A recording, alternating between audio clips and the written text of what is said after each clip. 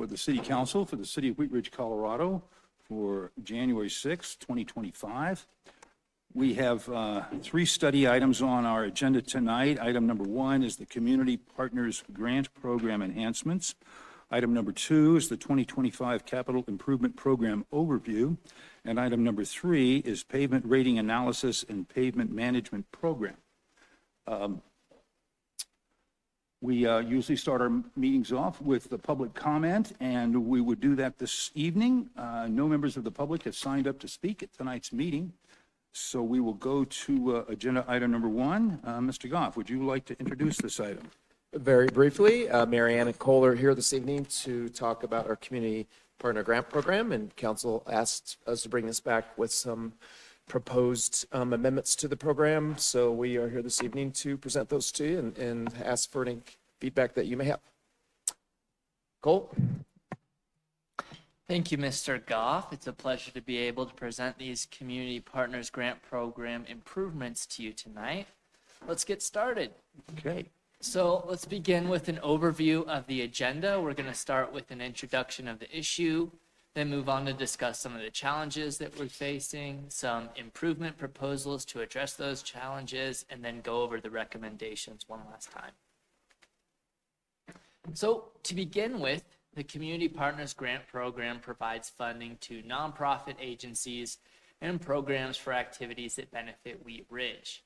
Since its inception as the outside agency contribution program 17 years ago, the CPGP has changed a lot. One of those changes is the application process. Previously, Council decided all of the awards, but in 2016, Council appointed a committee to review those applications. In 2023, there was a rebranding of the program from outside agency contribution to CPGP. And we've also seen a lot of changes in the number of applicants, in the number of requests that we're receiving, the size of those requests, and in the awards that were given out. This next table shows what some of those changes are. So if you can see, the applicants has risen from 25 to 43. Requests has gone up from 171 to 382,000, and dollars awarded has gone up to 134,000 to 200,000 in 2024 and 174,000 in 2025. And those are just the changes that we've seen since 2021 for the program. So quite significant. We think some of those changes in the number of applicants are because we've done a fantastic job advertising the program. So shout out to Amanda and our communications team for that, but also because of the expiration of American Rescue Plan Act funding, meaning that a lot of these organizations have fewer funding sources to go to. So they're scrambling and they're looking for the funding programs that still exist, like the Community Partners Grant Program. With the growing number of applications that we're receiving, reviewing each application has become increasingly challenging for the committee. So the committee members evaluate each submission, which includes a detailed narrative application, a program budget detailing how the requested funds are going to be spent, and the applicant's financial documents. Altogether, in 2025, the applications exceeded well over 350 pages, which makes it extremely difficult for the committee members to give that close review to each organization that we hope they would be able to. Historically, the CPGP applicants have also been required to make a 20-minute presentation in the committee. That usually consists of a 10-minute presentation and then 10 minutes for Q&A between the committee members and the applicant. In 2024, to accommodate the increasing number of applicants, we reduced the presentation time to 17 minutes, so just a 3-minute reduction. But because of the number of applicants that we had, that shortened the overall schedule by 2 hours. And despite that change, the presentations that we did conduct still lasted over 12 hours. We're anticipating that this workload is going to continue to increase for the reasons I described earlier. And we are also anticipating that the demands of maintaining the current review process will increase accordingly.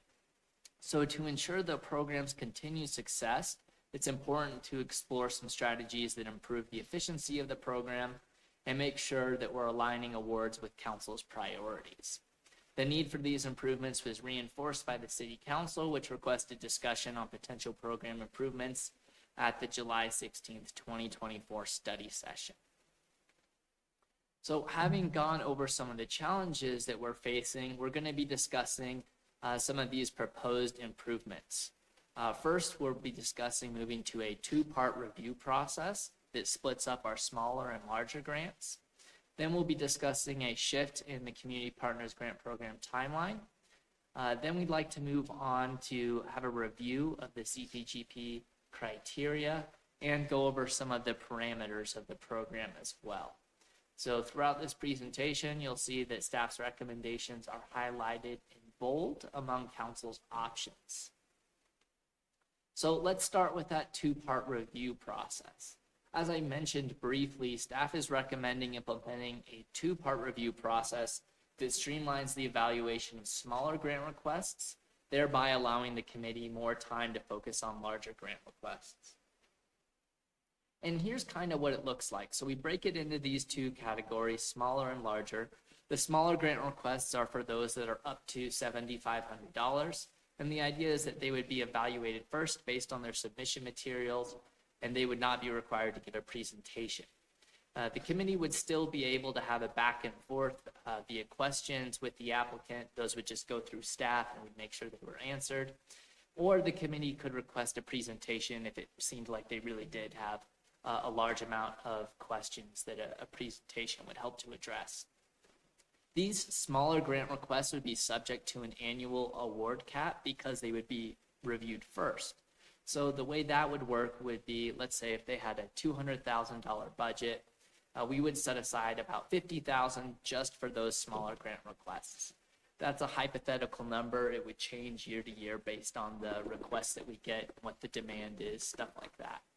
For our other category, the larger grant requests, those over $7,500, they would still be required to give a presentation, which is the typical CPGP review process.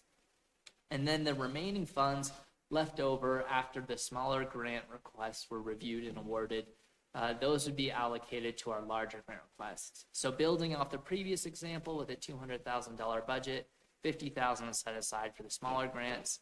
Whatever would be left, that $150,000 would be reserved for the larger grant requests to be awarded. In 2024, if we would have implemented this process, it would have eliminated the need for 14 out of 43 presentations, which would have saved the committee 4 hours of presentations. We would continue to annually reevaluate and adjust these thresholds. So we want to start with 7,500, but we might adjust it, might go up to 10,000, depending on how the applicants react to this new change and to the change in the program. After discussing this issue with the CPGP committee, they endorsed the proposed two-part application process. And when I discussed it with the 2024 and 2025 award recipients, they raised no concerns with this two-part process. So council's options here are, as staff recommended, to give consensus to adopt the staff recommended two-part review process. Alternatively, council could give consensus to adopt the staff recommended two-part review process with some changes, or they could do nothing and maintain the current CPGP review process. And at this point in the presentation, I'd like to pause to ask the council if you'd like to review all these improvements one by one, or if you'd like me to finish the presentation and then allow you to address those. Councilor Hoppe? Thank you, Mr. Mayor. I would suggest that because of how interconnected they are and there's not a lot of in-depth in each one, that we just continue on and do all three at the end. I would concur with that. Fantastic. Let's keep going then. All right, moving on to discuss the shift in the CPGP timeline. In 2024, the CPGP committee recommended $200,000 in awards, but budget constraints later on in the year led to a 10% reduction in the program's funding. While staff informed organizations about these potential budget reductions ahead of time, and none of the organizations were surprised by the time those budget cuts did come in. Beginning the program with a solidified budget would be more ideal. So to avoid those future budget uncertainties, staff is recommending adjusting the timeline to more closely align with annual budget adoption processes. And here's what that would look like. So here in this table, you can see there's our CPGP milestones on the left, and then we have our current timeline and then our proposed timeline. So the way we envision it working is the applications would open in June, they would close in August, the committee would evaluate those requests in September, and then council would consider the committee's recommendations sometime prior to budget adoption, likely in October, maybe late September, it depends on the year and things like that. Then council would move on to adopt their budget as they normally do, and the awards would still be delivered in February. So importantly there wouldn't be any change to when the organizations receive their funds. After discussing this issue with the committee, they endorsed the proposed timeline shift, and the 2024-2025 award recipients that I spoke with did not raise any concerns. So the council options here are, as staff is recommending, to adopt proposed timeline shift to more closely align with the budget process. Alternatively, council could give direction to adopt the proposed timeline shift, but with some changes, or do nothing and maintain the current timeline.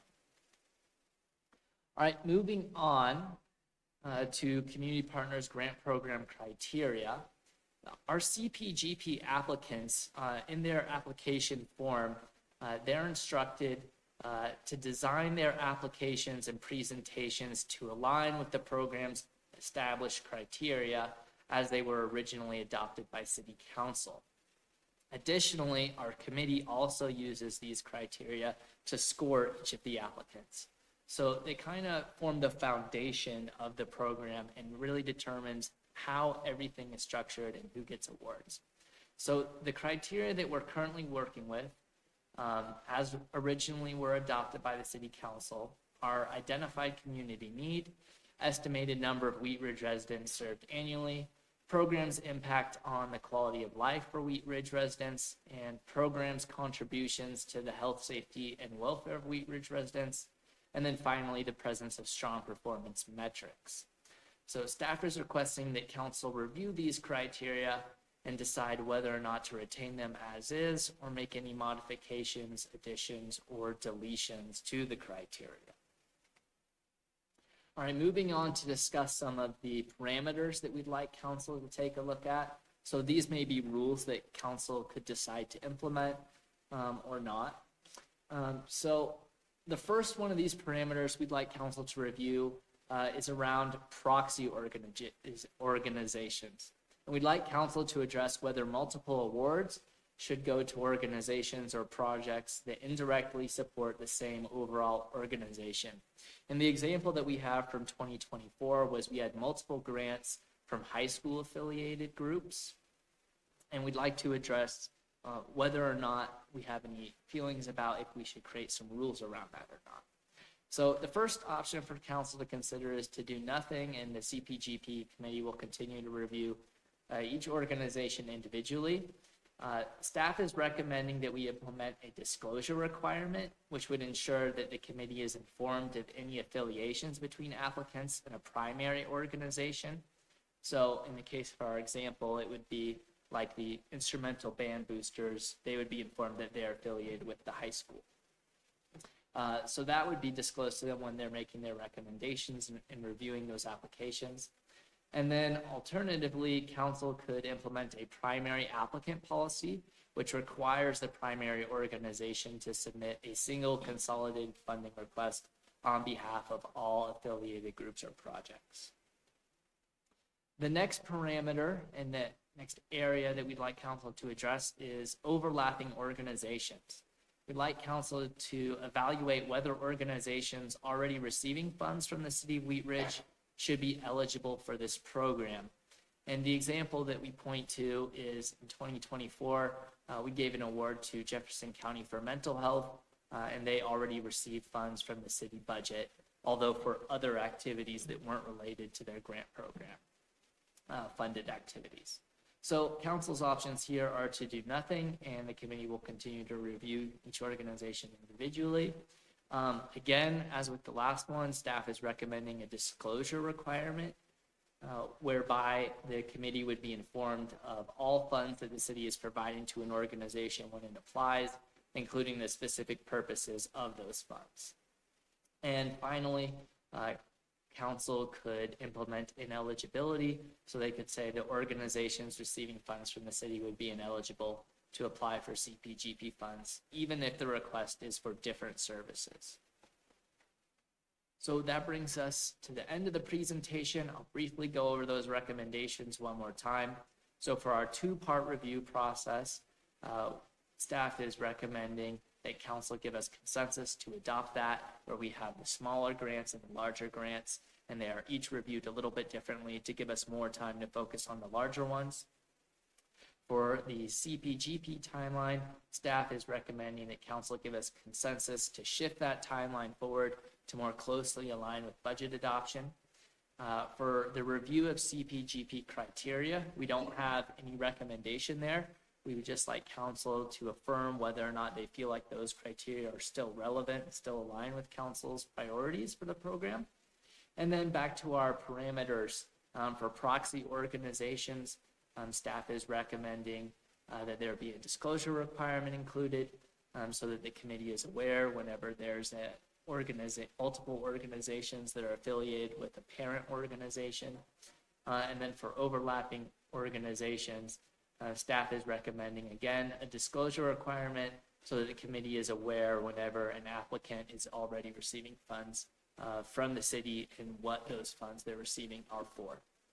So that's the end of my presentation. Be happy to answer any questions that you may have, but for now, I'll turn the meeting back over to the mayor. Thank you. Councilor Hoppy.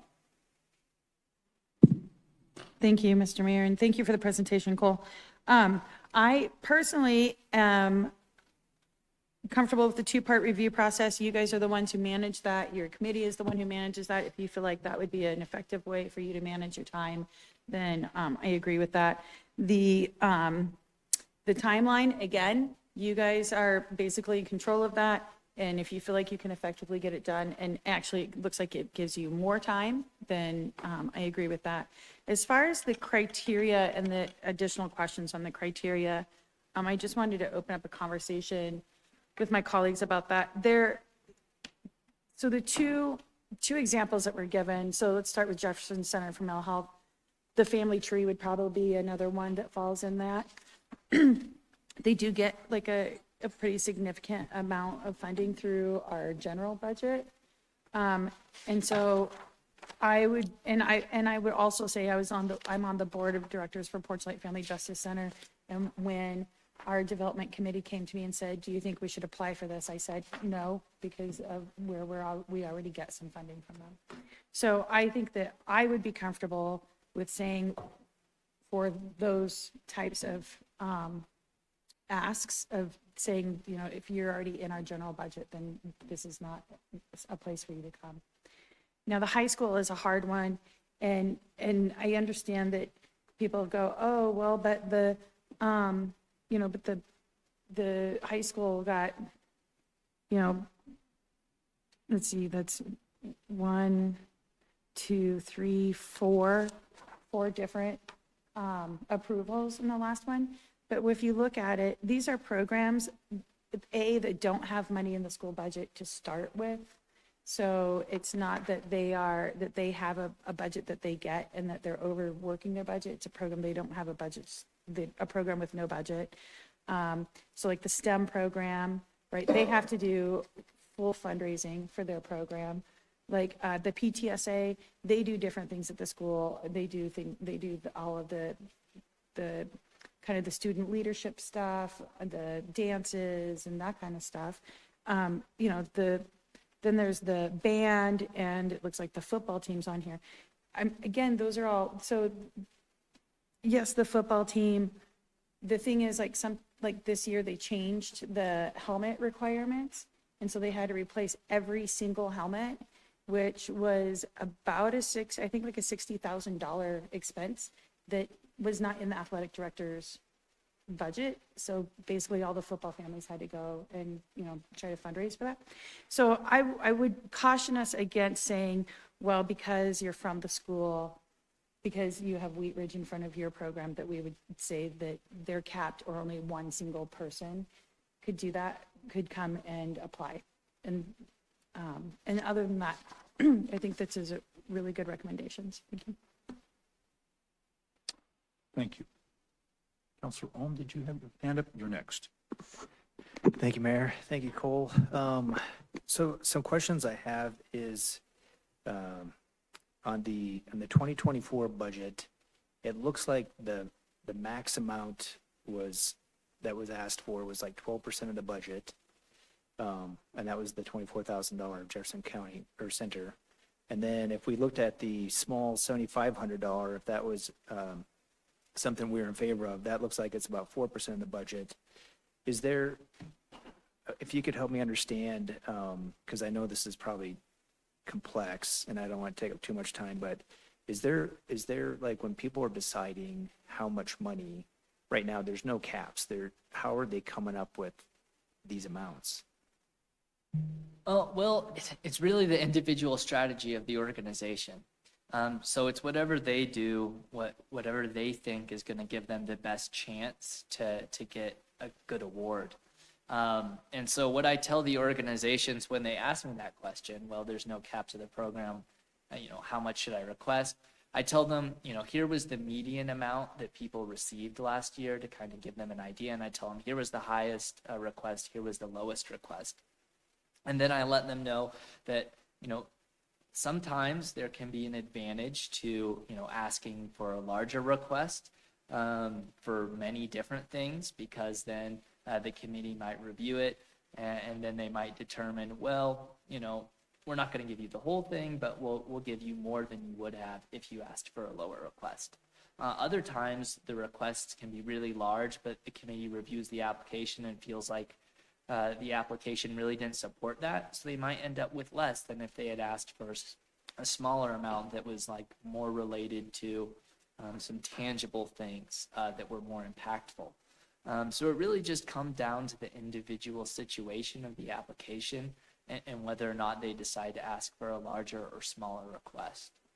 Do you feel that the committee is spending a lot of time, that they feel they're spending a lot of time trying to figure out how much money, like each one? Because where I'm leading with this is that if that's the case, then, definitely the caps would help to start somewhere. And then I don't know if we'd want to be more specific as far as saying like, hey, we're going to have 50% of the entire budget is going to go towards large, 50% goes to small, or some other portion. So you have a couple more guardrails. Or is it better just to leave it kind of wide open? Because some of these are just, it look like they're really big tickets that they're asking for. And then in the end, they're getting just really small. And so is everybody happy, I guess, the committee, the people that are applying for it, or should we try to be more, I don't know if it's a transparency, but trying to have some guardrails of saying like, when you come in, we got a maximum of 50% can be for large, and here's what that cap's going to be, and then the committee would be like, okay, that's our starting point. Yeah, it's certainly an interesting question. I think part of the reason why we saw so many large requests and then small awards was because we had a lot of new applicants. So they were somewhat kind of testing the waters. I'd be interested to see if we didn't implement an individual cap for each organization, a maximum that they could receive, if we would see some of those requests start to match the awards that they got. And I'd be interested to know if Marianne would give some historical information, and that's something that typically happens, is that we kind of see those requests naturally adhere to what their awards are over time. Yeah, it's interesting. This past year was, I would say, the largest first-time applicant requests that I had seen in my experience. And so typically they had not been as large for their first application, but they do typically right size based on sort of the award that they get their first year. Okay, thank you. Thank you. Counselor Weaver. Thanks, and thanks for your presentation, Cole. I agree with my co-counselor, Counselor Hoppy, regarding everything, but I'd like to come back to the high school issue. I don't think there's a problem with disclosing that all of these are high school programs, just because as a person who doesn't happen to have children, you know, all of the different things that are happening at the high school are just kind of a blur to me. So I don't think the disclosure that's being suggested will necessarily harm the high school. I don't know if we should put in an ineligibility for that. But I do agree that organizations that are already getting money within the line items in the budget, I don't think they should be able to apply. So I'd like to do more than just a disclosure on that. I think it should be I'm not going to try and say it again, but I think you get what I mean. You know, thinking about what Counselor Ohm brought up, one thing I was thinking of in the criteria, and this is more, again, just a disclosure thing, is I know, having worked around grants at the university, understanding what the percentage of the ask is of the overall budget of the thing that you're trying to accomplish is really helpful, both for the people writing the grants and for the people trying to decide whether or not to award the grants. So that might be something that we want to consider, either in putting out there as a criteria of such and such a percentage, or just as a disclosure, because I think it's nice to know, are we funding the whole program, or are we just funding, you know, 3 helmets? So that would be my suggestion, and I would appreciate other counselors sort of speaking up on whether you think it's a criteria issue or a disclosure issue. I tend to think that the committee and staff do a great job of this, so I tend not to want to regulate more, but just, I think that disclosure might help with some of the decision-making of how to award and how much. Because of course, when there's free money, of course, you go big, right? Because the worst people are going to do is give you less. So I think that's pretty natural, and certainly in grant writing. Thanks. Yeah, if I could add on, so that is a question that is already included on the grant application, as we ask them to tell us what % of their overall budget they're requesting. And this year we're adding, for the 2026 award cycle, we're adding another question that kind of gets to the heart of an issue. There's been a concern of the committee for a while, which is if this is not funded through the committee, then what is the alternative? So specifically asking that question and asking them to tell us if they would get funds through their organization's budget, if they would try to fundraise through other avenues, or if they would have to just reduce that service or eliminate it. That way we have a better understanding of exactly what's at stake when we're approving or denying a grant. Thank you. Mayor Pro Tem Stites. Thank you, Mr. Mayor. And I think I agree with most of the things that have been said. I agree with, if you want to change the process and the timeline, I'm good with all that. It seems to make a lot of sense. I like kind of the criteria the way it is right now, because I feel like it gives the committee some ways to score, and you know, unfortunately, because there is a finite amount, they have to pick some winners and some losers. So I'm okay with that, and I'm okay with some hurt feelings at the end of the day if they're doing it fairly, and it's all good there. I do think having a disclosure that all these groups are maybe a part of, you know, Wheat Ridge High School or whatever, but I don't think that disclosure should work against them, because, you know, anybody who's been to high school knows that there's very separate groups sometimes, and sometimes those football players and those band kids, they don't mix. Sometimes they do, but sometimes they don't. But that's very separate groups that we're helping there. And to me, that's no different than giving money to the Kiwanis, the Rotary, and the Optimists. It's just 3 different clubs, right? We're essentially, I know they do more. I'm not trying to offend anybody, but essentially we're giving money to a club. And so, you know, the fact that they all go to Wheat Ridge High School doesn't affect that in any way. So I think that that's a good thing. I'm pretty good with all of it. I don't know that I do actually think that people who are in the budget, I think that's city council's decision and staff's decision. I'm okay with them coming back and try to double dip because now they're going to the community grant group and they're totally different criteria, totally different people making that decision. So if they want to go back for something else, I'm okay with that. And that's up to the committee to decide and discuss. And, you know, looking at the grants for the last couple of years and for this year too, you know, some people came in and asked for $20,000-$30,000 and they were given one. So that's up to the group, I think. And I think that's why we have them and why we kind of entrust that they're going to make that decision and then bring it to city council for the final decision. But I think that part's not broken. And as I look at it, you know, it looks like they've tended to support more local, smaller groups and groups that, and they've kind of left the bigger fish to fend for themselves a little bit. If they had like $1 billion company behind them, they let them kind of figure that out. So I didn't think this program was really broken to start. So I'm okay with the recommendations as far as disclosure goes, but I wouldn't change anything else. So thank you. Additional discussion on this item? Excuse me, Mayor. Oh, yes. Councilmember Dozman via Zoom has her Okay. hand up. Okay. Counselor Dozman.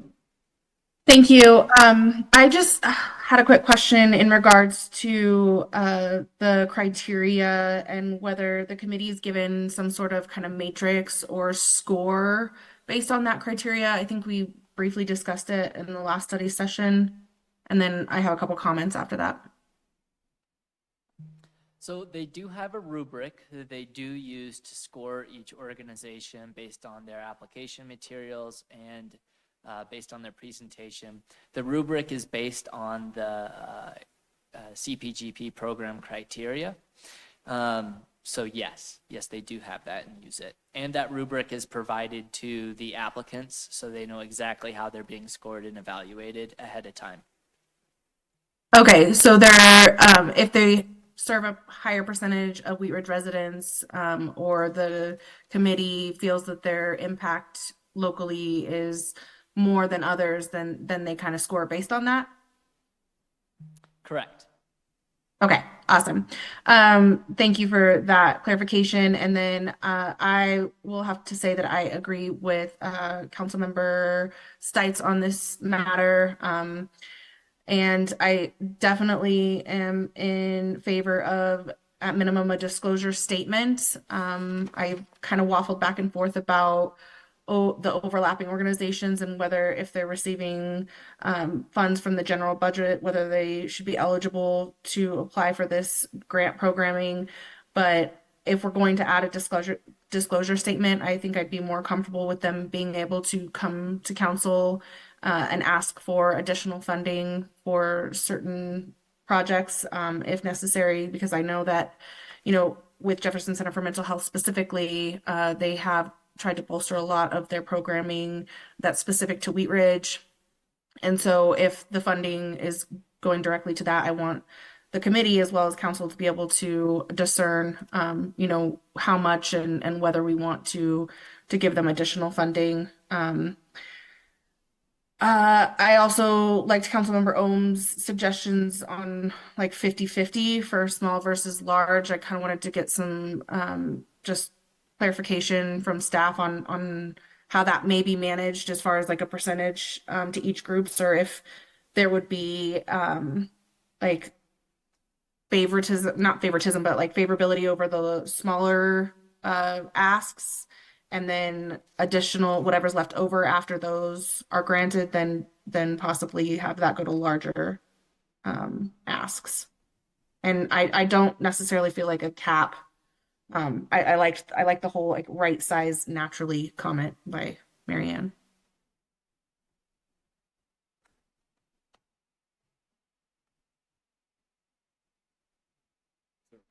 Is that it? Are you done, Counselor Holt? Yep. Counselor Dozman?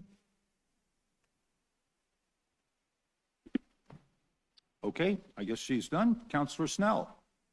Thank you, Mayor. Just a few words on this. I agree with my colleagues in that I by and large, what you've got here, Cole, and thank you for this presentation. The recommendations I'm in favor of, certainly. And then to Councilmember Ohm's point, I also agree with the percentage for larger and smaller. I'm not going to say 50-50, but that seems logical. But I do appreciate the smaller and larger groups so that they're able to sort of, I hate to use the word compete, but compete with their, the same amount of, the groups asking for around the same amount of money. You don't have a tiny group competing with a $25,000 ask or something like that. So I do agree with my colleagues on that too. And in favor of the disclosure as well. So thank you. Thank you. Councilor Larson. Thank you, Mayor. And very good discussion on this, and I think it's very timely, especially since we're in January, and in the past, January has been when things opened, and it's good to know that with this change in sort of the timeline when things happen, also includes a mechanism for reducing the amount of work going into something like this, because I respect the time and effort that the committee puts on this. The other thing on timing is I think it would probably, simply because it takes so long, you put an application at the beginning of the year and you don't, if you get approved, you don't see the money for a whole year. Being able to shorten that cycle up, I think helps tremendously. I wonder if it might have helped identify, there was one organization on here that is apparently closed the doors recently, and we did approve some money for them. So I think timing is important on this, and shortening the time cycle will help quite a bit. I've always believed that when you're talking about a budget, a fixed budget of amount of money that you're going to be contributing, my preference is always more money to fewer organizations. And it just seems like it has a bigger impact when you can provide a greater amount of money to an organization. And I also like the idea that among the things we will ask the nonprofits is the questions about their financial stability, their where their money's coming from. And this is all things that nonprofits will have at their fingertips anyway. So I support all of that, and I think that it's definitely heading in the right direction. I don't see a correction or a change to the criteria, but I do have the things we've just discussed here on some of the other issues. Thanks. Councilor Hoppe. Thank you, Mr. Mayor. Cole, can you clarify for me? You had said in your presentation, I think somewhere in the memo, I just got my memo pieces mixed up though. You said that you were putting a certain percentage towards the smaller and a certain percentage towards the larger already, right? No. No. So currently we don't allocate a certain percentage for the smaller and a certain percent for the larger. If we implemented the two-part process, we would set aside an amount for the smaller grant requests, and staff's preference would be to allow staff in the committee to determine that based upon the applications that we receive. So it might actually change what that dollar amount is year to year. And we would use historical data to kind of try to set that number correctly so that we're giving out a consistent amount of funds and making sure that there's a consistent amount of funds available to those organizations. So in essence, that answers the question of doing the split, like getting the split to a percentage. You will be doing some sort of split. Yes. Yes. Okay. And then I just wanted to ask council again for some clarification from what I heard said, and I just want to make sure I heard that right. I've been taking notes, and I'm basically at half of us think that if you are in our general fund budget, you should not be able to apply for this. And I just want to point out that Family Tree asked for $5,900 and they got $9,000. Jefferson Center for Mental Health asked for 10 and they got $12,800, which would be money, they already have money in our general fund budget. That amount of money would have been available for other people who are not in our general fund budget. So I had said that I am not in favor, that you would not be eligible to apply for this if you're in a general budget. What I heard, Councilwoman Weaver and Councilmember Ohm agree with that. And then I heard that Leah, Jenny, and Corey were okay with it, with them coming back, and I didn't hear what Dan had said about it. No, yeah, I would support you, Janice, on that. I think that if you're receiving money from the general fund, then you probably should not be eligible. So for a consensus, that puts us at like a 4-3. And so I just want to ask the other people if there's anything that they would like to maybe bring up around that before I try to put together a consensus. All right, is there further discussion on this before we try to generate some consensus? Okay, well, the first one that I had on my list here is the consensus to adopt staff's recommendation on a two-part review process. We have consensus on that? Okay. I'm going to have to rely on someone else to tally Councilor Dozman's response on this. Martin, did she have her hand up on that one? She gone? Okay. Yes. Okay. Okay. Then we had another question on consensus to adopt the timeline shift to closer to align to the budget. We have consensus on that. Okay. Dozman says yes. Okay. On the criteria, do we have any changes that we're looking to adopt into the criteria? Or Councilor Hoppe? I'd like to ask for a consensus to carry forward with the criteria, but also adding that you're ineligible to apply for the CPGP funds if you are already in the general fund for the city of Wheat Ridge. Do we have consensus on that? And how about Councilor Dozman? Counselor Dozman says no. Okay, so we barely have, We have two no's. we barely have consensus on that, so that that passes. And how about the rest of the criteria? Is there any do we have consensus on the criteria other than that? We do? Okay.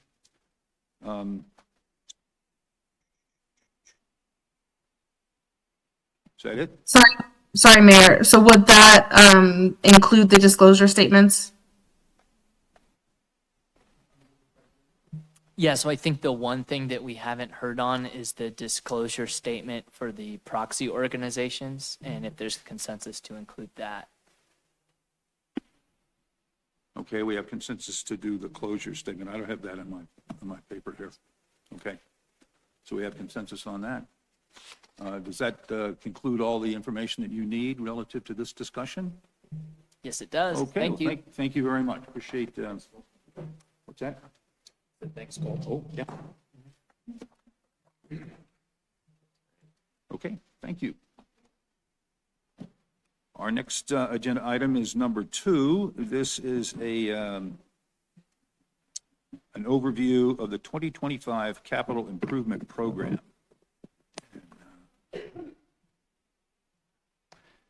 Thank you, Mayor.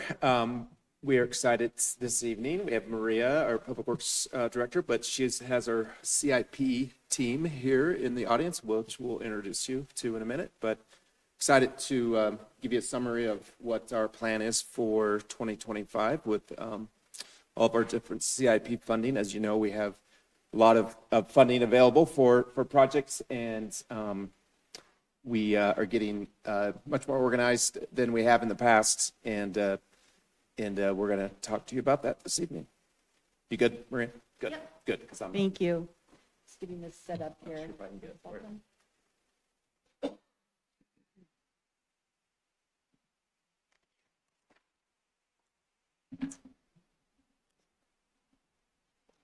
There we go, thank you. Yeah, just very briefly tonight, this is just an informational item. It was probably a little over a year ago that we modified a little bit some of the internal organization within the city and brought all aspects of CIP within Public Works. So we also at that time brought a couple of folks over from engineering to help with that project management. And since then, we've had some staff changeover, so we want to introduce those folks to you tonight and give you just a very brief update on where things stand in terms of our various projects. So our focus has been with that effort is really to streamline our processes and focus those staff on CIP, not doing anything else necessarily. As you know, we have a very aggressive program, and we want to come out with a very, really improve our ways of delivering our projects, ways we do business, and overall deliver projects on time, on budget, with a high level of quality. So with that, I'd like to introduce you to our CIP program manager, Kent Kisselman, here, and he'll speak to each of the projects. Then we have our two project managers, Dan Klinjowski and Daniel Martinez, so Dan and Daniel. And we also have two existing staff, Tom Gray, who's our longtime engineering technician, as well as our administrative assistant, Carrie Strong. We're certainly currently trying to hire for a couple of open positions as well. So this is the team that's delivering all of this work, along with help from me as well, and when I have time. But with that, I'd like to introduce Kent and have him come up and talk briefly to each of the projects. Good evening, Mayor and Council. Thank you for having us this evening.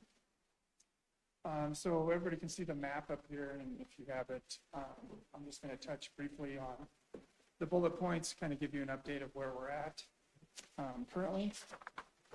So number 1 and number 7 are both traffic studies, and those are going to be new projects for the 2J funding. And with that, we'll be hiring a consultant to complete those studies this year. The number 2 is the Clear Creek Bus Terminal. Currently, we're in the design phase on that, a little over 30%, and we should be getting that to construction later this year. Number 3 is the Youngfield Scour project. That is scheduled to start on January 20th and be completed in about 3 weeks. Number 5 is the 37th Avenue bike lanes. That project is currently in CDOT final review. And once we receive those final comments from CDOT, then we'll be able to put that out to bid. And that one is that's a Dr. Cog project as well. Number 6 is the Ward Station pedestrian bridge and trail improvements. We're in the final design for that. We have a big meeting coming up with RTD, and we're looking at getting that out to bid in some effort in mid-summer. Number 8 is the 38th West project. So that is going to be, you had the big study. We're going to come back later this quarter and do the presentation on the final study findings. And right now we're working with the design consultant, Ayers, the same people who did the study, on a design contract for 2025. And that design is going to take about a year to do, since it's a pretty large project. The Rec Center culvert repair, that project is currently out for bid, and bids are due on January 16th. And as soon as we get those bids back, we'll be trying to get that executed. That'll need to be done before water starts back up in April, so we'll get that completed. Number 10 is Wadsworth. Everybody kind of is familiar with that one. The large lines portion of that project is nearly complete now. So the focus this year is going to be streetlights, landscaping, medians, and those sort of things, cleanup areas. So it should be mostly done by the end of 2025, and then we'll have some punch list items and things that go into 2026. Number 11 is the Wadsworth Path. That is the next section from 32nd to 35th. And currently we're in the design phase. We're getting ready to submit that to CDOT for their they call it FIR, we call it, it's around 30%. So that's going to be bid for construction by October of this year. Number 12 is the 38th Avenue refresh, and that's also part of the 2J funding. And that is going to be pavement, curb, gutter, sidewalk, traffic signal upgrades, and street lighting. So a very large project. We'll be looking for consulting services for that this year to get that design started as well. Other items not listed on here or not shown on a map with a dot are the stormwater. Maria's presented on that recently.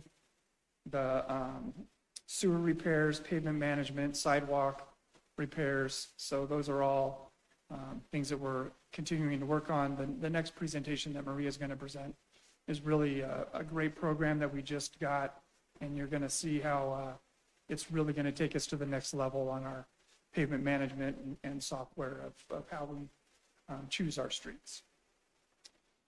If I didn't say anything, that hatched area is Zone 2, so that's our focus.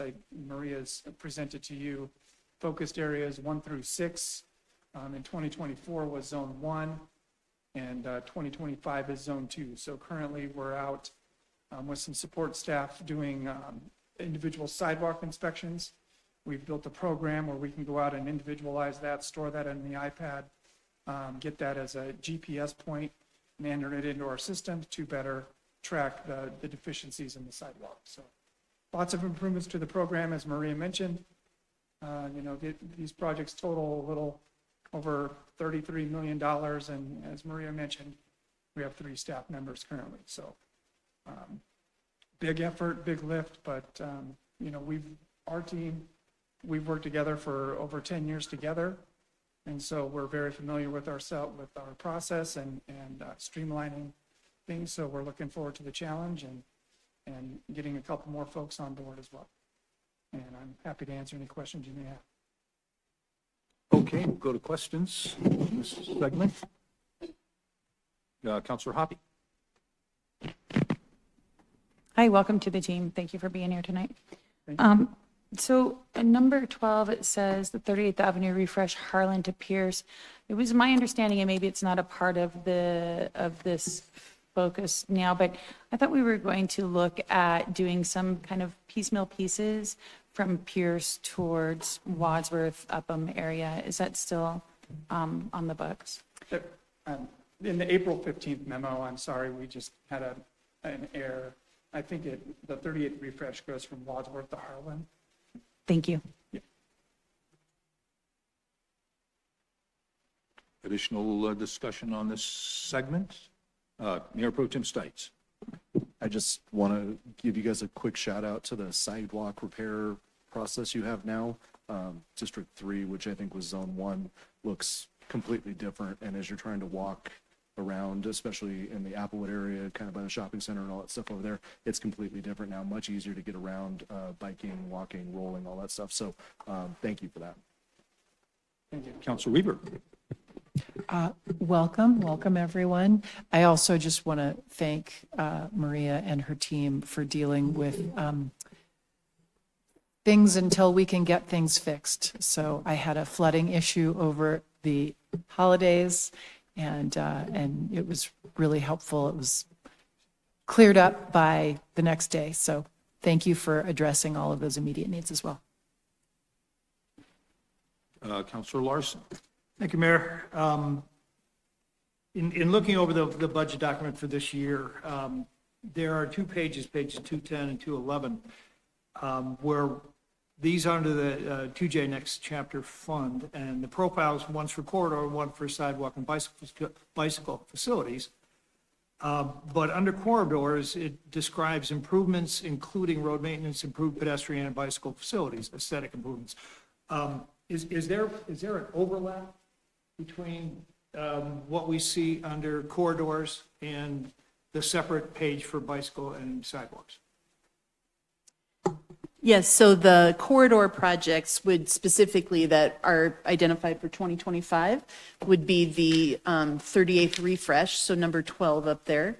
And then also the 38th Avenue West project between Youngfield and Kipling. The sidewalk projects, we're hoping to start some of that work for the gap closures. Most likely, all the ability that we'll be able to do is the sidewalk maintenance this year. So the gap construction likely won't start until 2026. So then, most of the funding we've allocated for 25 sidewalks and bike facilities are improvements, or are these new developments? I would say they're more maintenance of our existing infrastructure. Thank you. Thank you. Any additional discussion on this, this presentation? Okay, thank you very much. Thank you for having us.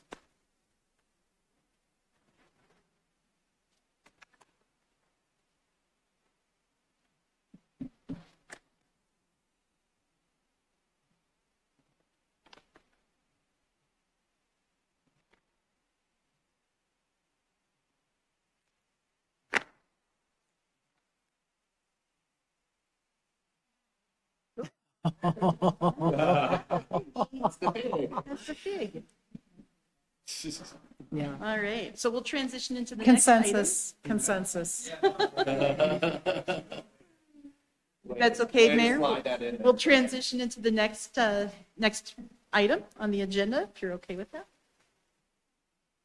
So, as you may recall, every other year, the city undertakes a survey with the public to assess various aspects. And one of the items that has been asked consistently is what citizens feel is the condition of our street network.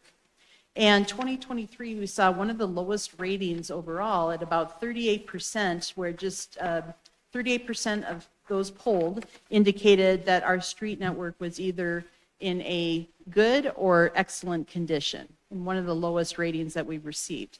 Well, that is a qualitative rating by citizens, probably of the street network that they see the most.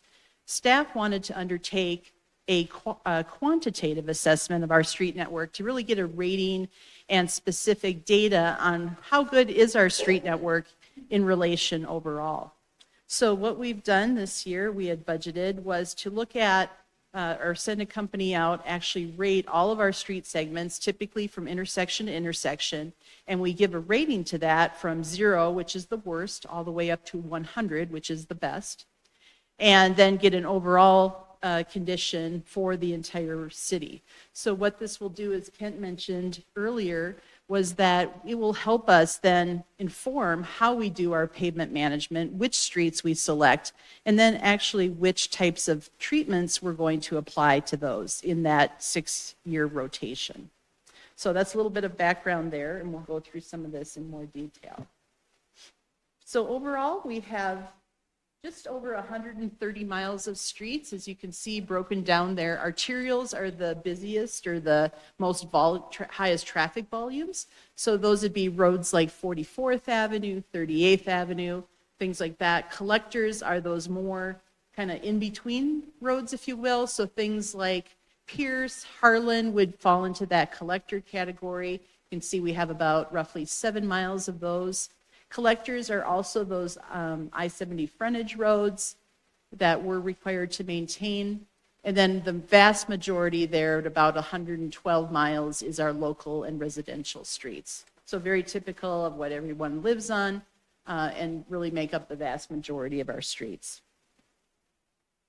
This is just a map that you've seen before of our overall street network.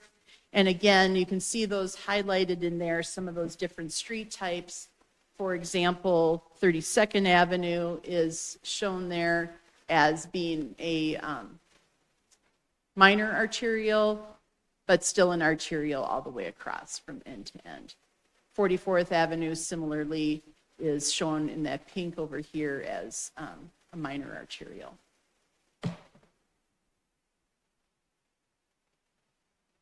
So again, we wanted to look at a rating from 0 to 100. This is a national system that's used. It was originally developed by the Army Corps of Engineers and has since been more formally regulated through an ASTM process so that you get consistency not only between communities, but from segment to segment. And that pavement condition index, or PCI, is really a numerical scale used to evaluate the condition of the pavement surfaces. Again, where 0 is a failed street, all the way up to 100, or a perfect surface, or probably just a repaved surface. So that, again, that helps engineers and managers of pavements assess that current state of the pavement and determine maintenance needs and prioritize where we put our dollars in.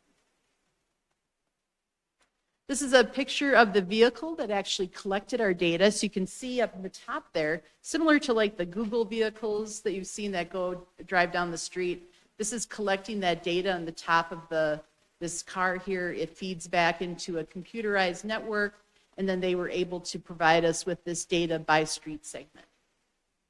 Again, we're going typically from intersection to intersection, and we're looking at specifically what are the distresses. So not just, is this pavement good or not, kind of a thumbs up, thumbs down, but actually measuring the severity and the extent of things like cracks across the pavement. You can, things like alligator cracking. We'll see some examples of this in a minute. And all of that gets fed back into a calculation that gives us that score between 0 and 100. So overall, you can see there our network OCI or PCI is 66, which isn't bad. So if we go back up to that scale, 66 falls right in that kind of the higher end of the fair category. So between 70 and 56 is fair. So, but what that tells us, to go back to that scale, is that we have a lot of roads in fair condition, and then a fair amount between, to the right there, 71 to 86 is good, 86 to 100 is excellent. And we tend to be on that higher end of the spectrum. The issue is, as I see it, is that if we don't invest monies, this chart will tend to move to the left, and all of a sudden we're going to have more and more of those roads falling from fair into poor condition and from good down into fair. And what happens then is that then it becomes much more costly to fix those roads when they're in poor condition rather than keeping them in good condition at the higher end. This is just a little bit of a different breakdown by each of those categories. So you can see there, starting from the dark green, which is excellent, then moving around to the right around the circle, the kind of lighter green being good, the yellow being fair, that light orange being poor, and then the very poor. So we have no roads that are below 25. We do have a little bit there, about 3% of the system that's between a 40 and a 26, and you'll see that in a map here in a moment. But overall, generally, again, very good. Again, just a different way of showing that previous bar chart, but that yellow is the ones that we want to catch, and we want to try and bring some of these up into a good condition before we lose them, if you will, and that they all fall down into that lighter orange category. So this map shows overall are those excellent streets, and you can see it's pretty varied, but it is in line with some of the things that we've done. So recently we just paved or created or reconstructed, I should say, 52nd Avenue between Ward and Tabor, and then down Tabor. A lot of these streets are newer up here because that is that newer area of town. This also aligns with a lot of the other work we've done. For example, on Harlan over here, Pierce as well, we've done some relatively recent projects to mill and overlay. Clear Creek is still certainly new, and those ratings reflect that. There are a couple roads in here that we inadvertently collected. So as you know, Lutheran Parkway is a private street, but we did collect it. So we have excluded that from our overall rating. But there are a few of those that we caught in there that we have taken them out. So the score does not reflect those private streets, but they do show up in the map still. This is just an example. I believe this is Holland, which was repaved, I believe, in 2024. So just an example of a really nice, newly paved street. You know, we do, when there is curb and gutter, It's nice, it's easier to get that good edge where we don't have the failing pavement edge or the cracking. When we don't have curb and gutter, then you have a lot of the water sitting at the curb edge and tends to break the asphalt up over time due to that freeze-thaw cycle and or heavy vehicles driving over it time and again. But just an example of a great street in town here. Then we move into the good rating. Now you see more green popping up, which again is still a great rating, but a little bit less of an overall rating than the previous ones. And you can see here, again, a lot of the streets that we've done probably in the last 4 to 6 years, repaving up here. Some of the other streets that we've done, 32nd Avenue falls into that category of those next level of streets. And here's an example. You're starting to see there, it might be a little difficult to see from afar, but we have one longitudinal crack coming down the center line of the street. And then right in, kind of in the foreground here, we do have one lateral crack. So you're starting at that point to start to see some of those either cracks reflecting up through from the subbase for whatever reason. There may be utilities underneath there, things like that. Or just over time, you see that deflection in the asphalt pavement due to time and wear. Then again, this is the fair rating. So again, you see a much more heavier network of street overall. And the interesting thing about all of these, I think, is that it's fairly well distributed across the entire town. There's not one particular area that's at the excellent while the other is at the poor.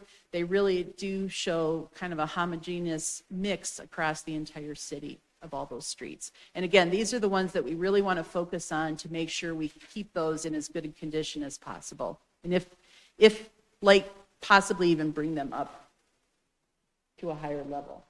Here you can see what is typical. Let me zoom in a little bit. So we see more cracking, as well as starting to see some probably utility cuts in the pavement across here. People have come in and dug for whatever reason to do underground utility repairs. Here's some longitudinal cracks, likely in the tire lanes on either side. So you're starting to see more of that condition occurring in the pavement. And this is poor. So again, kind of spread mostly across, generally across various areas of town. Seeing a few more down here in this little neighborhood, as well as kind of maybe a little bit more up in the northeast corner of town, and a few streets over here, and then kind of throughout the rest of the community. And this probably shows up a little bit more. This is what we call block cracking. Again, typically that's being caused by heavy vehicles going over and over time, creating that block cracking. It looks like we have come back and done some crack sealing of those, but it's really not enough to address the wear that's occurring and the deformation that's probably occurring underneath the pavement. You can also see some cracking down here that hasn't been filled with cracks, and something going along the curb line here as well. And then finally, what that very poor, again, we don't have anything that's less than a 26 in town, but you can see here streets that are popping up. We know that this little curvy road around here, I forget the name of that one, but it's a little bit hit or miss. Again, this is part of Lutheran Parkway that would not be considered part of that because it is a private road. And then really just little pockets, I would say, here and there across town that we would like to address. All right, and here's a picture of that. It's a little bit dark, but you can see just a significant amount more of deformation over here, significant alligator cracking, some bigger cracks occurring longitudinally across the pavement, and then more damage and wear along that edge as well. So with that, the program that we used, which is called StreetLogix, used this data and estimated what it would take for us to repair all the streets where that PCI is 55 or less. So that represents the orange and the red. on these maps. So all of the red and all of this orange. So the poor and the very poor. And they're estimating that cost, which most likely that would require a pretty significant, what we call mill and overlay. So removing almost 3 to probably 4 inches of asphalt and replacing that with new asphalt. That would cost about $18.8 million. Instead, what we're doing is some of those streets, now people might argue how bad those look, but they're still drivable. They're still in relatively good condition. So we don't feel that we need to invest all of that money immediately. Instead, we're thinking of doing this over time, where we do it on a rational basis around town. And again, if we spent 18 million on just the very low end of the spectrum, then we're not capturing or taking care of those fair and good condition streets at the higher end. So we still want to put some of our money into those streets as well. So what we're proposing is that we try and keep the overall PCI around 65. Again, we're at 66 currently. And that would take approximately $3 million annually to try and maintain it at that level. If we wanted, if council had a desire to go higher, let's say a 70 overall, then of course we would have to put in more money to achieve that higher PCI. So overall, our philosophy is pretty simple: completing the right repair on the right road at the right time. And what does that mean? It's really about, so on a road that is in that poor end of the spectrum, that it's going to take more than just a slurry seal to address that. So topping that over, you've seen us do that slurry seal before. It's kind of a very thin asphalt overlay. It's not even an overlay, I shouldn't use that word, but it's basically a spray coating. And we do that on the higher end streets, probably in the 70 to 85 area streets, to seal out some of those smaller cracks. If we do slurry seal on a lower rated road, let's say 60 or under, it's really not helping us increase that PCI on that street segment. It's really truly just a waste of money, because we're not addressing the underlying issues that are going on that are causing that pavement to have deteriorated to that point. So to that effect, it's again, putting the right treatment on the right road at the right time. And what this graph shows is that you can go one of two ways, and the red shows if we were to wait, so if the typical 20-year life of a street is that if you wait and do nothing, you go from 100, let's say it's a new pavement, you wait 20 years, you do absolutely nothing to it, then you have to reconstruct and do that cycle over and over again. The difference being is that you're living with much lower PCI level, if that's what's on the the vertical chart here, is that you're living with lower PCIs over that period of time. Instead, the blue is that we're doing preventative maintenance periodically on those streets to keep them at a higher level for a longer period of time before ultimately it gets to such a point that we have to do a full reconstruction to bring it back up again. So the blue approach is what many cities propose, is that putting smaller amounts of dollars, keeping that PCI overall in a higher level, between more in that 50 to 90 range, we can extend the life of the roadway and put less money into it than doing multiple full reconstructions. So with that, we have various types of maintenance that we do. So routine maintenance is things that we typically do in-house with our staff. So that's filling potholes, we do some crack sealing. We also will remove and replace smaller sections of poor pavement. And we do that on a regular basis, but also that tends to be reactive. So something bubbles up and literally, or we're replacing, doing some repair work, that's because we've identified an actual issue on the pavement.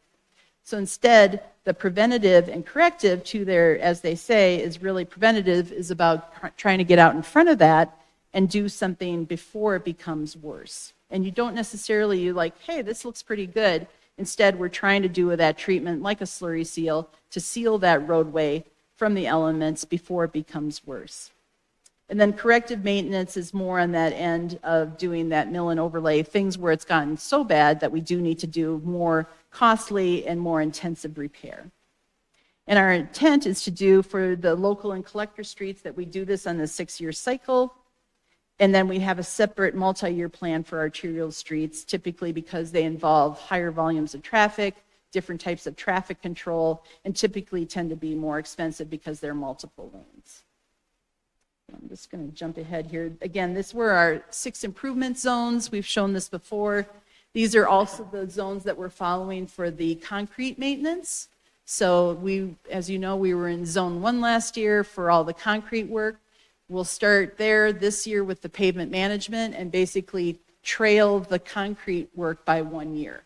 That way we don't have those competing contractors fighting with each other on the same roads, but we're doing this systematically. The great thing about this is if I have somebody call who lives, let's say, up at 45th and Quay, we can say, you're in zone 4, we're going to be to you in 2027. So it might not be like, hey, we're not going to be there next year, but at least they realize that we have a plan, that you're on the schedule, we're going to come out and take a look at it. If we do need to do some routine maintenance to get by for a couple of years, we can certainly do that. But at least there's a system and a process that we can explain to people when they do call us up. So these other slides just talked about what is that corrective maintenance, what does that entail, and some of the treatments that we go through that could fall into those different categories. Preventative maintenance, again, we want to apply those to pavements where they're in that good to fair condition to keep them at or move them even up a little bit in that PCI rating. So this again shows our cycle. So corrective, we would start in zone 1 this year. And that's the more intensive. So the mill and overlay, the full depth reclamation, that sort of thing. And then just move through the 6 zones as we move forward. So this will address all of those red and the orange ones, as well as try and address some of the fair if they do need more of that corrective action. Then we'll start in zone 5, going back to my map, in 2025 with the preventative. So that'd be more of the slurry seal, that sort of thing. So zone 1 and zone 5 is what we do in 2025, and then just move on a regular basis throughout town.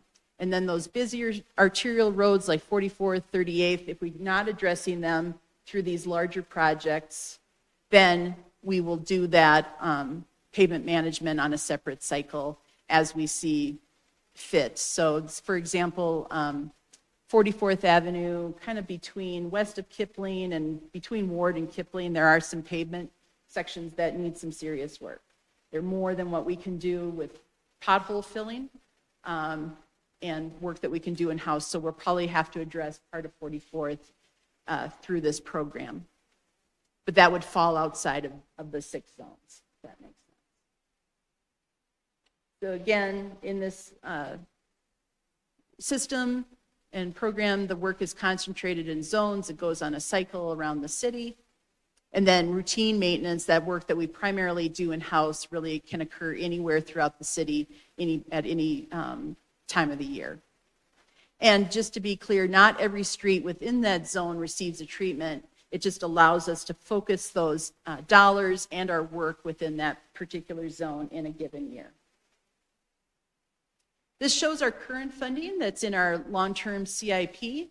And you can see all of that right now is from our 2J fund. So we did set aside within the 2J money for pavement management. We had anticipated, originally that was being taken out of CIP.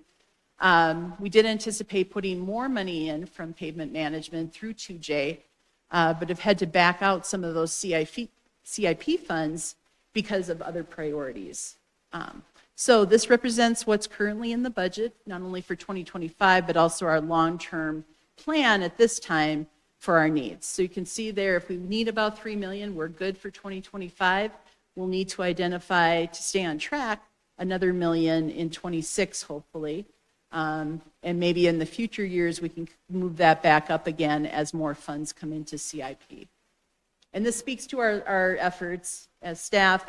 We heard that back from council at the budget discussion, is looking at that long-term infrastructure investment and how do we identify funds so that we can maintain our assets as needed with adequate funding. So a big part of this is coordinating with other entities. The worst thing in the world is that we come in, we've got a great system, we pave a street, and Xcel Energy comes behind us 2 months later and cuts it all wide open. That doesn't look good for them, that doesn't look good for us. So our effort is really about how do we coordinate better with other entities, whether dry utilities, as I show there, Xcel, CenturyLink, we've got Google Fiber coming in right now. Also our wet utilities, so all of the water and sand districts, I believe it's 7 sanitation, 6 water districts, 13 separate entities that we need to coordinate with. We know that we've got those city stormwater repairs at different locations around the city. And then finally, we've talked about before, Denver Water is doing their lead service line replacement, primarily on the eastern edge of town. But all of those people we want to reach out to, get their capital programs, and really work with them so that we're not working against each other. And hopefully incentivize them to some point. I met with Wheat Ridge Water District maybe a couple of months ago. And if we can incentivize them by them doing their work, let's say a year ahead of us in a particular area, then maybe they don't need to do as much pavement restoration because we're coming behind them in a year. We can do something temporary, but then we come in and do the full, what I call the icing on the cake, once everybody underneath is done with their work. So hopefully save them some money, save them time, and that we look to the public like we know what we're doing to some extent. And that's some of a lot of the benefits there comes from addressing those streets before they become so deteriorated that they require those more costly repairs. Again, putting those into those lesser costly activities like slurry seal, like crack sealing, so we can save those streets that are in good or fair condition as long as possible and extend their service life. So it really becomes a more cost-effective use of our funds rather than trying to address the worst first approach. But that still means that we're addressing some of those poor and very poor. We can't let them go any longer, but we're going to take that on a systematic basis to figure those out. This also allows us to improve communications with the public, as I mentioned, not only responding to calls, but also if we're out in Zone 1, we can target that neighborhood pretty easily, show on a map, hey, if you're east of Kipling, north of 26th, south of 38th, you're in Zone 3, we're going to take care of you in this particular year. We're doing mailings in a solid area instead of here, there, everywhere. And then, like I mentioned, coordination with both public and private utilities, and really improving that planning out into the long run. Some people will call us and say, hey, I need to get my sanitary sewer line repaired. When should I do that? We always say as soon as possible so that you're done before we come in. But being able to answer questions from the public is really, really critical and helps them make decisions about their investment in their properties as well. And overall, hopefully better and lower mobilization costs as a result of working in a concentrated area. So instead of moving their equipment from here to there to everywhere, it's working within a relatively limited area and help them be as efficient as possible as well. So with that, happy to answer any questions or discussions. I will mention we did receive feedback today from the AT-ATs of comment to our presentation tonight, and they were asking specifically that the city consider, as we go through this process each year, that we look at both the bicycle and bicycle master plan, as well as our 2J projects, to see where those integrate and align as well. So if there's a need, let's say the bicycle master plan calls out a bike lane on a particular street, that we would look at this as an ideal time to implement that striping, which I think is a great idea. So with that, I'm happy to answer any questions. Thank you. Thank you, Maria. Great presentation there. We're going to start with Councilor Ohm. Thank you, Director Deandra. First off, fantastic presentation. Really impressed with all the data and this the street scan. It sounds really interesting. And so a lot of thought has gone through it. Appreciate the coordination. A couple questions I have is, one, does the city currently have like a 1 or 2 moratorium on new asphalt, like cutting it, like Manitou Springs, Colorado Springs do? Yes, so if you recall, just within the last couple of months, we've upgraded those licensing and permitting within the public right-of-way. So there was that 2-year moratorium on there. It just really hasn't been enforced to a great deal. So part of this is part of that ordinance change and those code modifications that we put in place is also making an improvement to how we repair the street when somebody, let's say, comes in and does a trench to install a new gas line or replaces their sanitary sewer line. The repair that's going to take place is much more robust. And to your point, is if somebody comes in and in an emergency, if they have to cut into the street, they're going to do a much larger portion of the street repair than just where they're actually digging. So it will be just stronger enforcement going forward. And then you said something about the Wheat Ridge Water District. Are you planning on talking to like the other sanitation districts, other local water purveyors in the city? Yes, I haven't reached out to them yet. Okay. But yes, we would plan to share this program and our specific streets with each of those entities, and again, try and coordinate our CIPs as much as possible. I think that'd be really advantageous. And then, I don't know how we would do this, but I really do think there's got to be some way that we could be transparent and also educate the public on the cost. Because like when if you were to ask me like, how much does it cost to do your block? It's like, I don't know the answer. And if there's some way that we could, that would be easy for you, but whether it's a linear foot or something, if it was on the web, just as you're doing this, so people see, they see what's getting done, but then they also understand like, oh, that cost X amount of dollars. So then when we ask the public like, hey, we need more money to do this, it's not like, whoa, that's way too much. At least they have a little bit of a, kind of a gut check on what that actually costs. And so if that's just an ask, and I don't know if that's something that's even possible, but just to kind of get the public to understand we need to get this stuff done and this is how much it costs. That's certainly doable. So let's say a typical block is 660 feet, Yeah. typically between intersections. And typically 30 feet wide or 30 feet of pavement. We could certainly come up with a cost for that. So that give people an idea, oh my gosh, yeah, and it does get to be very costly for just one block like that. Yeah. When you put it in those types of dollars. And then the last question I have, can that street scan vehicle technology be used to assess sidewalks? Yes, and we actually talked to them about getting a price. Have you guys done that before? Did you do sidewalks? No. Mm-hmm. Do you want to come to the microphone? So previously, when we've looked at the sidewalks, it's really costly.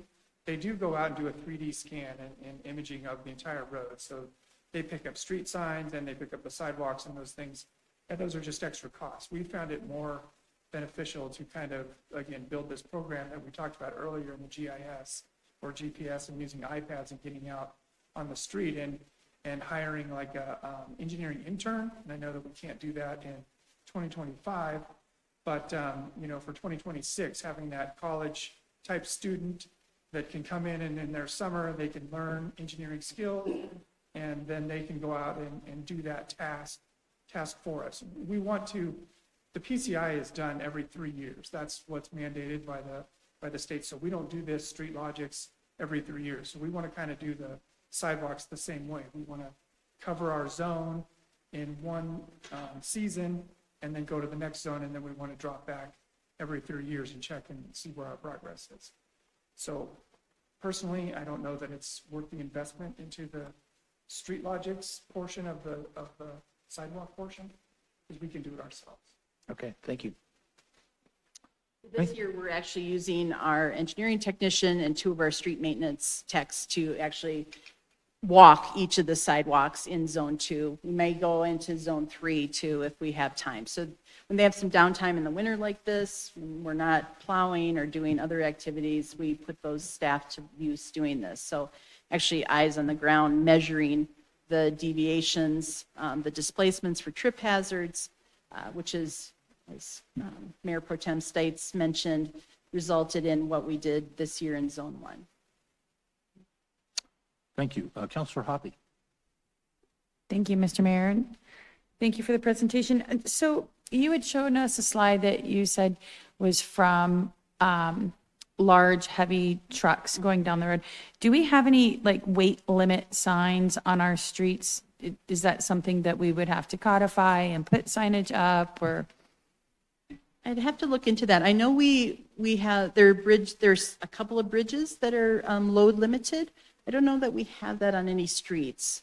Technically, we should be doing most streets for a typical load. I think it's that repeated load, like garbage trucks, that tends to break down and wear down a street. So they're sufficient to carry a garbage truck, but it's the repeated wear that causes the damage that we see. But I'll have to look into the whole, how you rate it for a load, if you will. Okay. And then when we milled and repaved Teller Street from 38th to, I think we went to 33rd, maybe.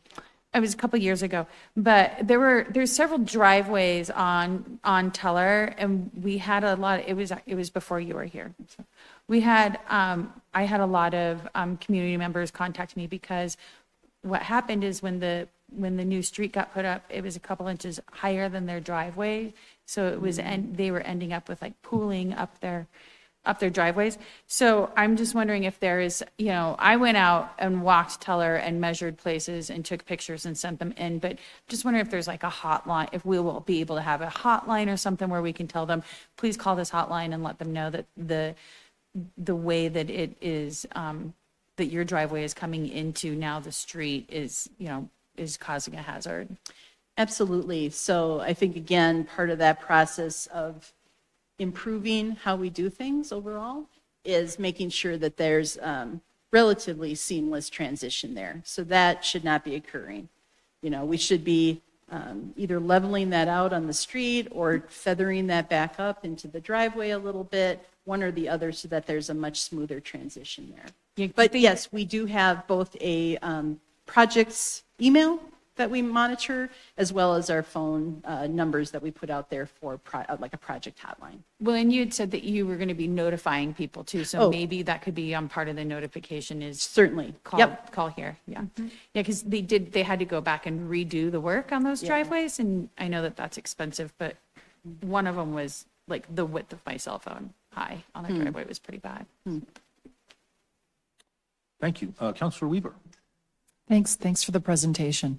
I really very much appreciate that we have some sort of plan, and I would love to find a way, sort of like the how much it costs per square foot, but to have those answers for people that we do have a plan, because I think that's some of the most often questions I get. If it's not an emergency, then when is this going to be dealt with? And I also think that, and this is going to come back to Mr. Goff, I also think we should consider tree plan, just to come back to a conversation. A tree plan as we're dealing with some of these streets, and just in thinking about however we sort of not advertise, but let people know, not just one by one via constituents, but if there's something we can put on the website about the fact that you can call in and find out when your street is going to be dealt with. I just think, and I guess I'd love some ideas from you, just sort of that cohesiveness of not only thinking about bike lanes and doing this all together, but also some of the tree canopy stuff we've been talking about street trees. Sorry, those weren't really questions and statements, and I just want us to think about the whole streetscape plan as we go forward. And just some thoughts. So thank you very much, and thanks for letting me bring that up. Is that something I need to bring up as a separate agenda? I think we talked about it at one point. It's on the future agenda to look at tree canopy in general. Okay, So this would be okay. part of it. I think this is an interesting aspect of looking at complete streets. But we could look at tree canopy separately from the street program as well. Yeah, no, Yeah. it just sort of like, while we're here, Yeah. just, we should think about that. Thanks. Mayor Pro Tem Stites. Thank you, Mr. Mayor, and great presentation. Is the map and all that, is that going up on the website at all, or is that publicly accessible? Yeah, I think to Councilmember Weaver's point, is there a way that we can maybe condense this, add this information to the city website, and then maybe do some articles either in Connections or work with Guy for the Gazette to start to spread that and point them to the website so that they can see these maps? StreetLogics does have the ability where we could make that portal public, where you could type in your address and actually look at what the rating is on your specific street. We haven't talked about that, opening that up at this point, but that is something we can do. So you could type in your address and say, oh, I'm a 56, yay, and it then show you what zone you're in and how quickly we would be getting to you, and what a 56 might entail in terms of repair. So you might look at that for implementation. Some of that brings with it a lot of questions then from the public, like, I'm a 56, I think it's a 32, and I need it sooner rather than 2027. So it's some of that too that we would have to think through before we open that up, but yeah. Yeah, there might be more discussion. Sorry, long answer. No, that's a good answer. Yeah, I don't know that we need to go that far, but just so if somebody looks on a map or they're looking, hey, when is my street going to be done? Or does Yeah. Woodbridge even have a plan? Because the fact that this is the first time we're having a plan, I think, probably says that there hasn't been a real plan, and we're probably not the only city that didn't have a real plan. So it's nice to have that, and it's nice that you're thinking about working with all of the other organizations to make sure that this is all, I think our constituents will really appreciate that, because nothing is more frustrating than watching the city go out and redo it and then watching Excel come in and trench it up and mess it all up. So thank you for this. This is fantastic. Councilor Larson. Thank you, Mayor. And Maria, if you wouldn't help me understand a little bit the way we've got funding for this set up, on your slide, project management funding, it goes from 25 all the way through 2030. And that draws funds from 2J. Help me understand how we can go from $3 million in 2025 and $1 million in 2030 when we think about inflation, the cost of everything getting more expensive, but we would be spending less money on street maintenance. Yes. So the intent was that, as you may recall from our budget discussions, it's a lean year right now, and I'll let Patrick chime in too if he wants to add to this. So we've had to back off funds from our CIP. Our original intent was to supplement our CIP funds for pavement management with additional pavement management, or 2J funding. So CIP plus 2J. Now we're down to just 2J funding. The intent was that over time, we would wean ourselves off of the 2J and that we would come back up. There'd be more funds in CIP available for pavement management, so it offset the need for more 2J. But I'll let Patrick add in anything else. Yeah, that's essentially it. So we do have money in the out years in both 2J and the CIP budget for preventative maintenance. So the net would pretty much zero out then. Yeah, it adds up. But yeah, as Maria said, the first 2 years, we're counting on the 2J budget to take care of pavement management. 3,000 this year, 2,000 next year. But then when we get into 27, we have 2,000 at 2J and 2,500 in CIP. So we have actually 4.5 million for preventative maintenance. Yeah, and the 2030 number of 1 million, that's so far out. We know that's going to have to be adjusted. That's really just a plug number at this point. So that's A placeholder? placeholder. Yeah. All right. We do that typically for the out years until we have a better idea. And I probably should have put CIP funds in here too. As you know, we only approved the 1 year, so anything beyond 2025 is technically not approved. But we do have a plan for CIP and 2J, so.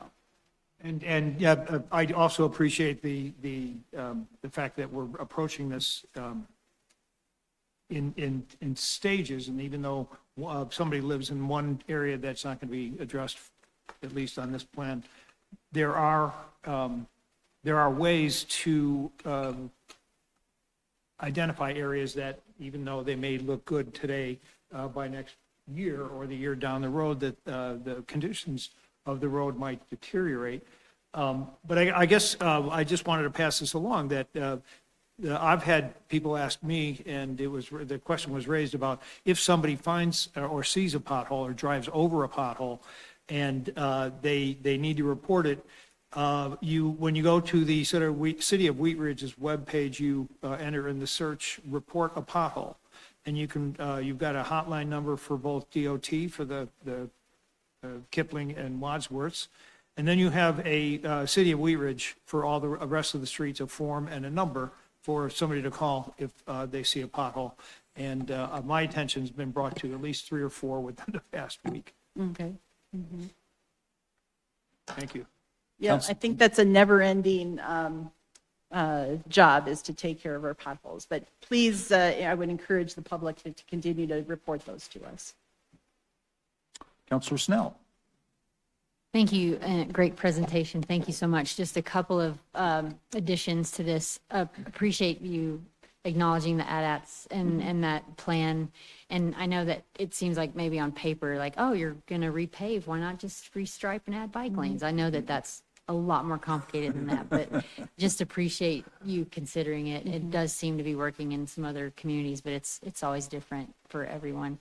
Another thing that I just, in thinking about communicating with the public, it's in a lot of folks very front of mind because of the whole trash hauler discussion and, you know, the argument about more trucks equals more damage to the streets. So I just, another thought about the more information folks have, the, you know, maybe the better we'll be with at least educating people. But this is great, and I'm happy to know about it. So thank you. Maria, I had a question. One of the comments that I hear rather frequently is that it appears that manhole covers are always in the tire track of the roadway. Like, that must be by design, I assume. And a lot of times it's, you know, we're driving down a very well surfaced road, and it's a bum bum bum bum. What's the normal deflection or whatever the offset there that's typical or normal, and how onerous it is to get that back up to a satisfactory condition? Certainly. Yeah, great question. So the manholes are typically accessing either sanitary sewer or storm sewer in some cases, which is of course the city. So what we like to have done is that those sit just below the pavement level. Unfortunately, we can't do much about the vertical deflection of where the manhole is because that's already been set because of the line of the underlying pipe. So we can't necessarily move that, but we can depress them slightly below the pavement so it's less of a jar. And so it's just working with either ourselves internally for storm sewer, if it's a water valve or a sanitary sewer manhole, it's working with that individual district to, when we do the repaving, or if we need to have them set it a bit lower so you have less of an uprise than a little bit of a lower within the pavement. We also want to do that for our plow trucks. As you can imagine, the plows don't want to hit that manhole. You're going to go right through the windshield. The driver will. So it's really imperative from a safety perspective as well as the inconvenience when you go over it with the truck. Most of them that I've seen are sort of depressed too far down. Too far down. Yeah, Okay. it's Yeah. possible to put a ring on it. Yeah. So there should be probably within, I would say, if there's a tolerance level, it's anywhere from an inch to 2 inches below the pavement surface. Even that's getting a little bit much. So ideally, it'd be almost level, if not set about an inch below the surface. Okay. And what's the best way to report those into the city? You can either contact the city through that, either report a pothole situation because that any type of pavement deflection, or go, if you know the individual district that it's in, you can contact that water or sand district as well. Okay. Yeah. So it's up to the district on how would one understand whether it's a storm sewer, a water main, or something like that? Staff or the citizens aren't probably going to know that, so it is probably best to contact the city so that we can determine if it's something we can handle internally or hand it over to one of the water or sand districts. Yeah, we can be that centralized distribution to figure that out. Thank you. Additional question, discussion, Councilor Ohm? Yeah, I got one last question, comment, I guess. So I've seen other municipalities that do, speaking of the manhole covers, they do some type of like concrete around it. Yep. Like a square. Is that something that the city has considered? Because I've seen in Wheat Ridge where, for whatever reason, the asphalt seems to go down around some of those manhole covers. Yep, I've seen that as well. I think there's maybe been mixed results. So you pour a concrete collar almost around those. Yeah. It tends to level it out, which is good. I think it's something we could certainly explore as we become more, I would say, proactive in our pavement management. You know, looking at things like that, talking with our partners at the various districts, if that's something that they'd want to participate in, if they like that, because now all of a sudden you've got that, it's harder for them to either raise or lower that when it's in a concrete collar. They're having to chip that out if they need to do anything. But yeah, it's certainly something we can evaluate to see if that would help. That might also help with the ride quality as you ride over one of those manholes. Thank you. Yeah. Good suggestion. Any further discussion on this item? Okay, thank you very much, Maria. Thank you for a great discussion. Thank you for bringing your team. And Councilor Dozman is okay? All right, good. All right, well, thank you very much. Thank you. Okay, that concludes the three study items that we had. And let's see, I think we'll probably go to staff reports. Mr. Gott. Thank you, Mayor. Just a couple of quick items. I believe each of you have been contacted by Peter Wall, who represents Lamar Advertising, concerning digitizing billboards and electronic message boards. As you know, we currently do not allow those by city code. And Lamar is asking the city to consider changing that. So I'm asking tonight if there's consensus to bring that forward to a future study session to talk about in more detail. Has it been a year since we changed that? I think it's been, just over a year, but that's right. You and I talked about that. I'll get to that. We did actually update the code about a year ago to make it very clear that billboards cannot be digitized in the city. We never did allow it, but the code was never clear on it. So if you remember, I think it was about a year ago, and we do have a restriction in our code or council rules that you cannot bring up an item until a year after you've already brought it up or something. We'll look into that, but so not suggesting we have to go one way or the other, but I know they've reached out to each one of you. I believe I've been told that there's some support to at least having a discussion about it. I just want to make sure that's the case before we schedule something. Do we have consensus to bring that to a study session? Looks like we do. Perfect, thank you. You may have noticed that your study session packet looked maybe a little bit different tonight. It's formatted a little differently. We are implementing the changes that are required for the Accessibility Act for the ADA. That was our first go at the study session packet. Nothing really changes with content and categories. It's just everything kind of has to be shifted primarily to the left. You can't use underlines, you can't use different things, primarily so that these documents, when they're online, can be read by a reader. So the next packet is very large for next Monday, so we're working on that. It's kind of a progress. We're working in baby steps to get it to where it needs to be, but we're past the deadline of when that has to be implemented. It was last June, I believe. The legislature delayed the fines that can be implemented until this next June. So, but we're making great progress on that. So that's what that is. We're also preparing for a retreat that is scheduled January 31st and February 1st. We sent out a brief survey for you all to complete. It's very short. If you haven't done it, please try to do that by Wednesday, if you could. And some interesting news, if you didn't hear, a Wheat Ridge graduate recently just was awarded the Medal of Freedom. Did you hear that? Tim Gill went to Wheat Ridge High School. He's, he has the Gill Foundation, Tim Gill Foundation, that supports a lot of LGBTQ issues, and just got the Medal of Freedom from President Biden. So thought that was pretty cool, along with Hillary Clinton and Bono. So, good company. That's all I got. Okay. Yeah, it's pretty cool, isn't it? All comes back to Wheat Ridge. All right, we will go to elected officials' reports.